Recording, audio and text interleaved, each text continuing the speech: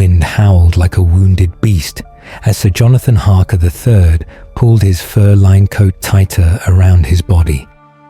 The Arctic wasteland stretched endlessly before him, a white void swallowing all signs of warmth and life.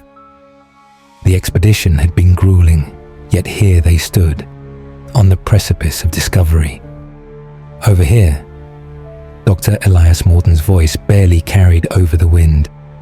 The seasoned archaeologist, wrapped in layers of wool, stood at the edge of a jagged opening in the ice. The fissure was deep, its walls shimmering with frozen time itself. Harker approached cautiously. Margaret Renfield, the team's historian and the only woman among them, clutched her notebook as she peered inside. Her breath fogged in the frigid air. "It looks like a burial site," she murmured. They descended carefully, their boots crunching over the ice. The cavern walls pulsed with a strange luminescence, a trick of the frozen minerals or something more. At the center, encased in translucent ice, lay a coffin. No, not a coffin. A sarcophagus of ice. Inside a woman. She lay as if merely sleeping, her hands gently folded over her abdomen, her skin pale as the snow around her. Her dress was old, centuries old, a wedding gown of intricate lace, untouched by time.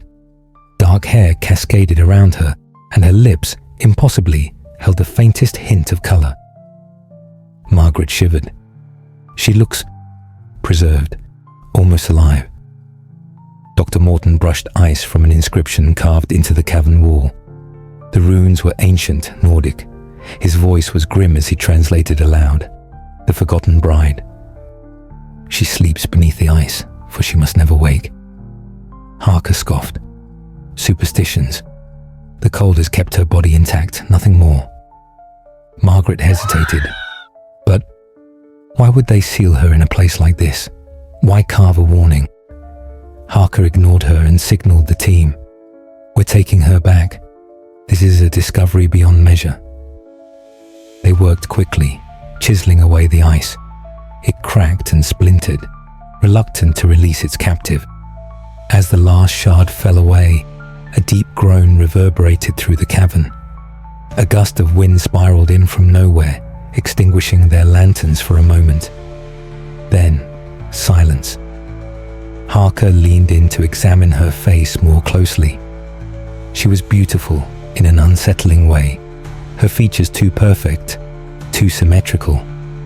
He brushed a bit of frost from her cheek. A sharp crack echoed through the chamber. Margaret gasped. Dr. Morton stepped back.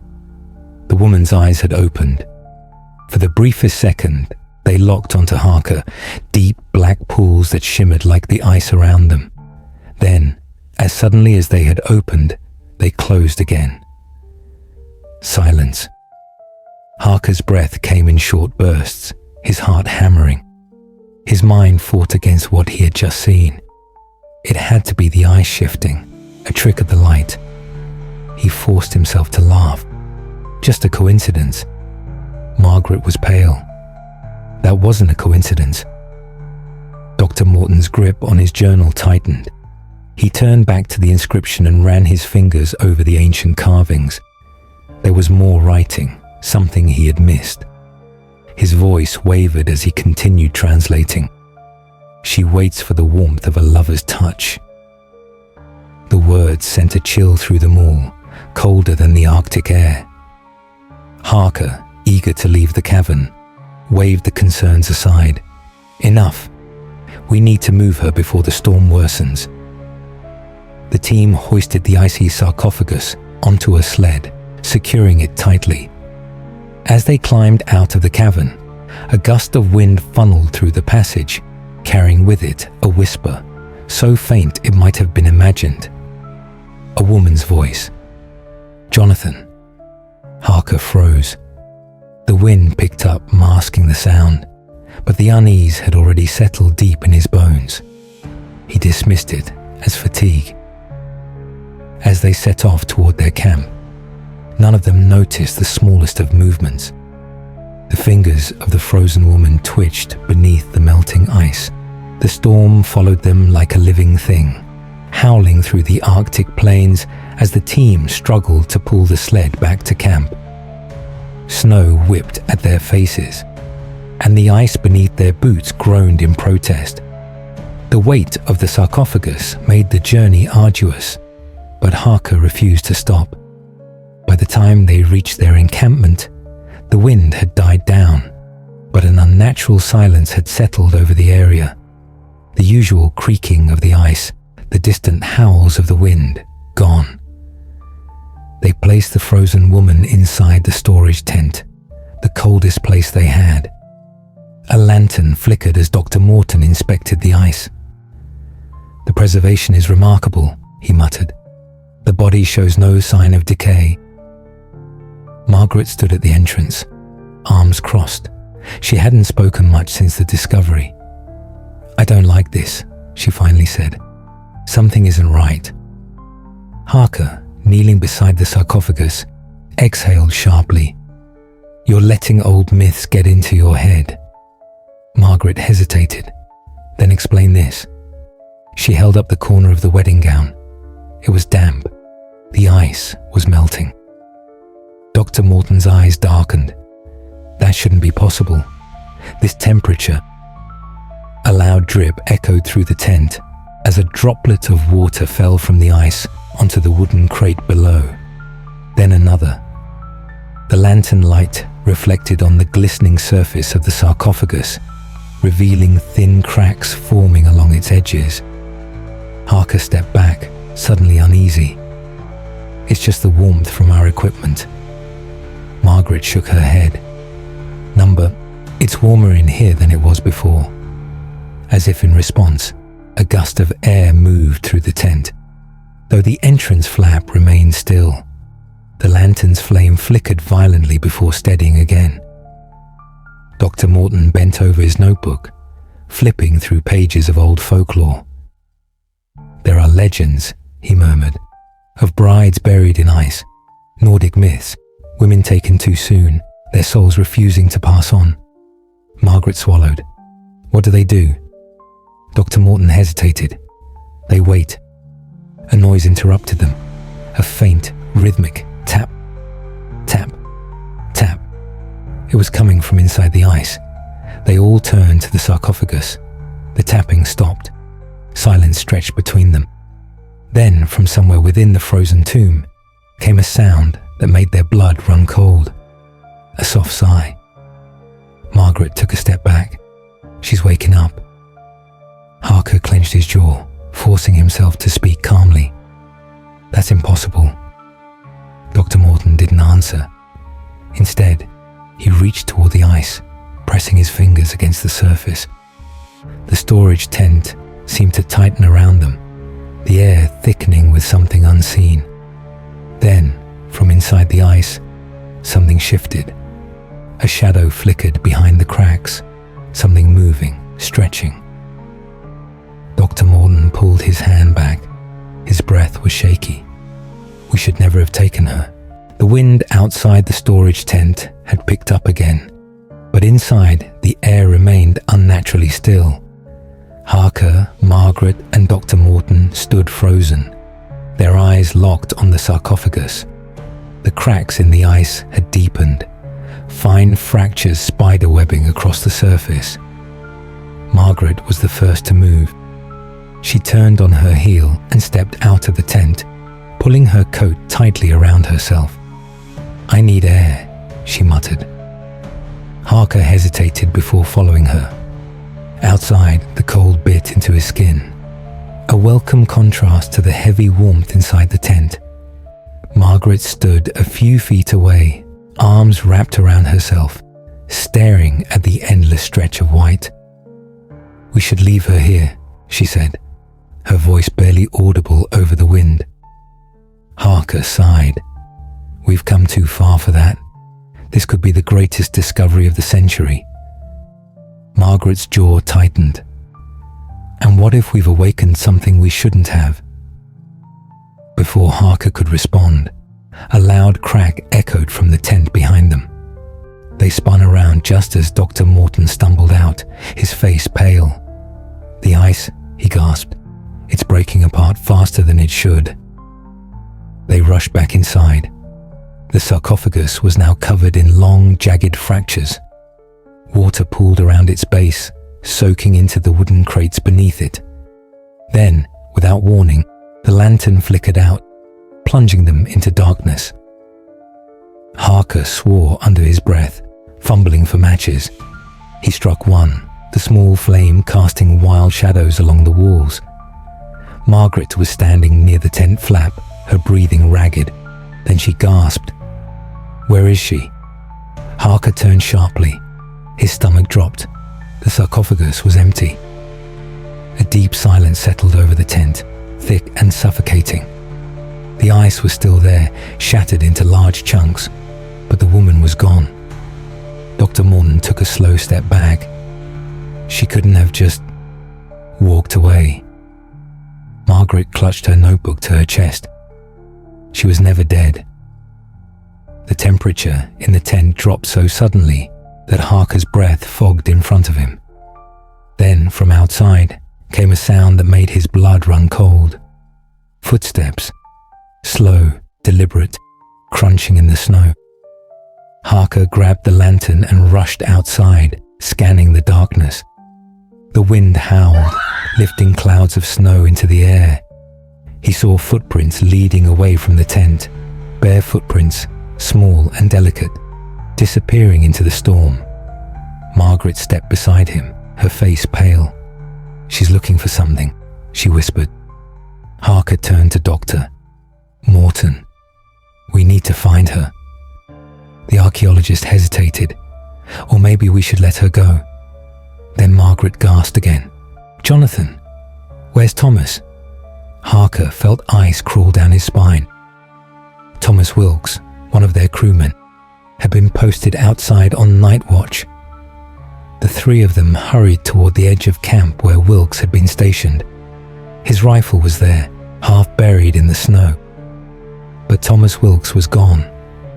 A gust of wind carried something toward them, soft as a whisper. A woman's voice. "Jonathan." Margaret grabbed Harker's arm, her fingers ice cold. "She's calling you." Harker swallowed hard, staring out into the darkness. And then, far in the distance, he saw her. A tall, slender figure stood just at the edge of visibility, draped in a wet, tattered wedding gown. Her dark hair whipped wildly in the wind, her face obscured. Then she moved, not walking but gliding, as if the snow itself carried her forward. And as she did, Thomas Wilkes's voice screamed from somewhere in the storm. Thomas Wilkes's scream sliced through the storm, sharp and desperate. Then, silence. Harker gritted his teeth and sprinted toward the sound, the lantern in his grip swaying wildly. Margaret and Dr. Morton followed close behind, their boots sinking into the deep snow. The footprints, hers, led away from camp, vanishing into the swirling darkness. "Thomas!" Harker shouted. No answer. The wind roared louder, the Arctic night pressing in around them. Then ahead, something moved. A shadow, tall, slender, barely distinguishable from the storm itself. Harker raised the lantern. The bride stood just beyond the reach of the flickering light. She was deathly still, her head tilted slightly, as though studying them. The wedding gown clung to her like a second skin, soaked and tattered, its fabric frozen to her form. Strands of her dark hair whipped across her face, but her eyes, black, endless, gleaming like the depths of the ice, were locked onto Harker. Then she smiled. A chill far colder than the Arctic wind rippled through him. Behind her, something shifted in the snow. A body. Harker moved the lantern forward, and the light revealed Thomas Wilkes lying motionless. His skin was ashen, his limbs stiff and contorted at unnatural angles, as if he had been frozen mid-struggle. His eyes, wide, glassy, stared up at nothing. Margaret stifled a gasp. Dr. Morton cursed under his breath. Then, Wilkes's chest rose in a shallow breath. "He's alive!" Morton lunged forward, but Harker grabbed his arm, holding him back. Something was wrong. The bride tilted her head further, watching them with amusement. Then, slowly, she took a step forward. The snow did not shift beneath her feet. Margaret took a step back. "She's not walking." Harker barely heard her. His entire body had gone rigid, trapped under the weight of her gaze. It bore into him like something tangible, something pulling. His breath hitched. He felt her inside his mind. Soft whispers curled around the edges of his thoughts. A voice, soothing, intimate, but beneath it, something ancient, something hungry. Jonathan. His grip on the lantern trembled. He could see himself in her arms, feel the ice of her skin against his. A slow, creeping warmth spread through his limbs, beckoning him forward. He took a step. Margaret grabbed his arm. "Jonathan, don't." The spell shattered. He staggered back, his breath coming in sharp gasps. The bride's expression didn't change. If anything, her smile widened, as if pleased. Dr. Morton pulled a knife from his belt, his hands unsteady. "Stay back," he warned, though his voice lacked conviction. The bride lifted one pale hand. A violent gust of wind surged toward them, stronger than any storm. The lantern burst, plunging them into darkness. Then, movement. Harker felt her before he saw her, a presence rushing toward him through the void. A blur of white, a hand reaching, a whisper at his ear. "Jonathan!" Margaret screamed. Harker turned just as the darkness exploded with light. Dr. Morton had struck a flare, its red glow illuminating the snow. The bride was gone. Only Wilkes remained, lying still in the snow, his breath faint, his skin ice cold. But Harker knew she was not done with them. Dr. Morton knelt beside Wilkes, pressing 2 fingers to his neck. "His pulse is weak," he murmured. "We need to get him back to camp." Margaret cast a wary glance at the storm around them. "She's still here," she whispered. Harker didn't answer. He was staring into the darkness, gripping the flare like a lifeline. The storm had swallowed the footprints. The bride had vanished, but he could still feel her, a presence lingering at the edge of his thoughts, waiting, not gone, watching. They heaved Wilkes up between them and started toward the camp. The wind fought them every step, but they pressed on, their bodies hunched against the cold. Harker kept the flare raised, the red glow casting flickering shadows across the ice. Then a whisper, soft, intimate, carried by the wind. "Jonathan!" Harker stumbled. His vision swam. He saw her, not in the storm, but behind his eyes. Her lips, pale as frost, ghosted against his ear. "Come to me." A sharp snap of fingers. Harker gasped, blinking. The vision dissolved. Morton was staring at him, his gloved hand raised. "Stay with me, Harker." His voice was tight. "She's pulling at your mind." Harker nodded, shaking off the cold fingers in his skull. Behind them, Wilkes groaned. Margaret stiffened. "Did you hear that?" Harker and Morton exchanged a glance. Wilkes had been silent since they found him, his body barely clinging to life. But now, his head lolled forward, and his lips parted in a breathless murmur. They leaned in. At first, it was a whisper, unintelligible. Then, "She's inside me." Margaret screamed as Wilkes's body convulsed violently. His arms snapped up, clawing at his own face, his breath coming in ragged gasps. Harker grabbed him. "Wilkes, look at me." Wilkes's eyes snapped open. They were black. Harker recoiled. Wilkes shuddered, then laughed. A brittle, unnatural sound, like ice cracking underfoot. He turned his head slowly toward Harker, his lips stretching into a grin not his own. Then, in a voice that was not Wilkes's, he whispered, "She's already claimed you." Harker's stomach twisted. He felt it, a thread tightening in his mind, something unseen, something binding him to her. Wilkes's body jerked one final time, then went limp. The darkness in his eyes faded, leaving behind the dull, glassy stare of death. Margaret choked on a sob. Morton exhaled shakily. "He's gone." Silence. Then, the storm stopped. All at once, the wind vanished, the air falling into a suffocating stillness. The sudden absence of sound was deafening. Harker turned sharply. She was there, standing at the edge of the frozen lake, waiting. The bride's gown billowed in the airless void, her dark hair spilling down her back. The storm no longer hid her face. Harker could see every detail, every delicate curve of her features. She was beautiful and terrible. Dr. Morton took a sharp breath. "I know what must be done." Harker turned to him, frowning. "What are you talking about?" Morton's expression was grim. "She cannot be killed, Jonathan. Only sealed away." He met Harker's eyes, like before. The realization hit Harker like a blow to the chest. The sarcophagus. The ice had been her prison. Margaret stepped forward, her voice trembling.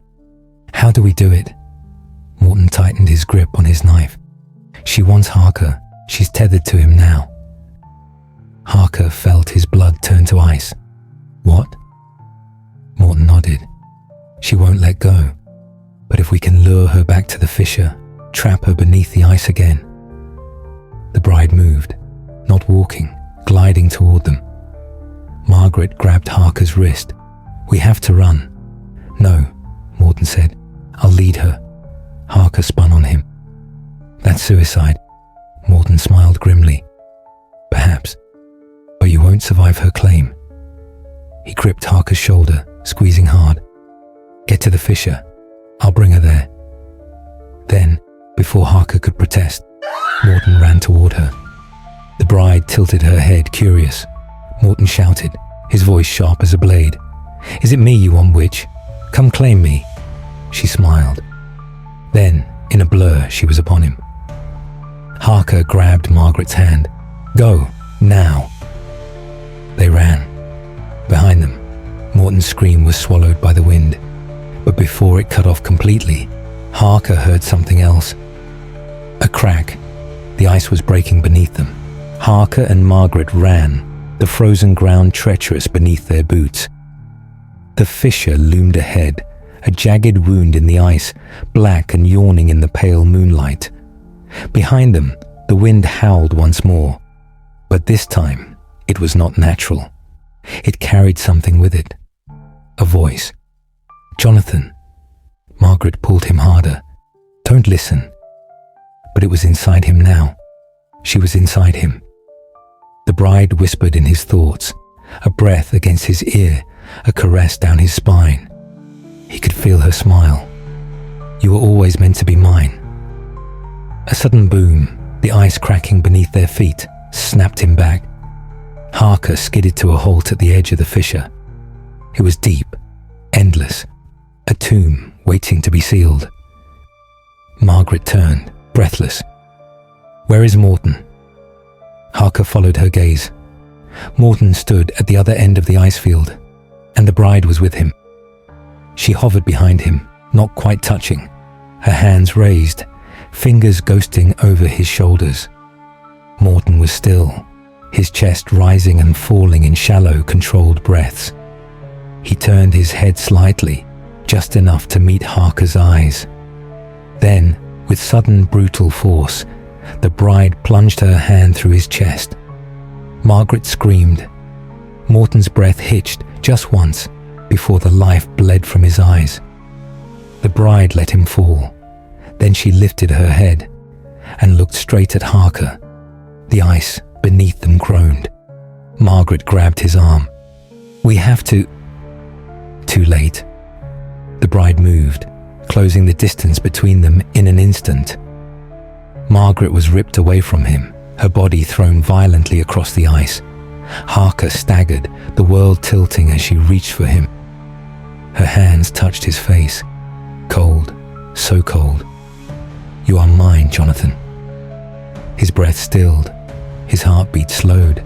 Her lips were inches from his. Harker felt the warmth drain from his body. His vision blurred, black dots forming at the edges. His pulse fading. The ice shuddered. Cracks split outward, jagged lines spreading beneath their feet. Harker blinked. A final surge of clarity. He saw Morton's body, saw Margaret lying motionless, saw the abyss gaping beneath them. One choice left. With his last strength, Harker lunged forward, but not toward her, toward the fissure. He threw himself into it, dragging her with him. For the first time, she screamed. The world lurched. Then impact, darkness, cold,